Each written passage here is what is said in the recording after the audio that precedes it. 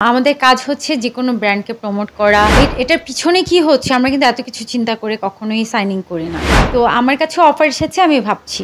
Betting করে, এই জুয়া খেলে, এই অনলাইন জুয়ায় আসক্ত হয়ে সর্বস্ব হারিয়েছে। আমার ইচ্ছাও নেই এই ধরনের বেটিং সাইটের সাথে যুক্ত হওয়ার। আসলে আমরা তো মডেল, আমাদের কাজ হচ্ছে যেকোনো ব্র্যান্ডকে প্রমোট করা বা মডেলিং করা বা কাজ করা। তো আমরা এটাকে কাজই চিন্তা করি, যে কাজের ক্ষেত্রে কাজ। তো এটার পিছনে কি হচ্ছে আমরা কিন্তু এত কিছু চিন্তা করে কখনোই সাইন ইন করি না।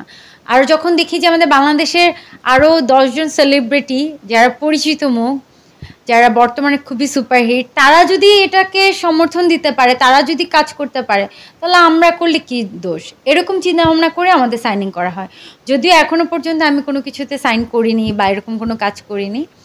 তো আমার কাছে অফার এসেছে, আমি ভাবছি, দেখা যাক কী হয়।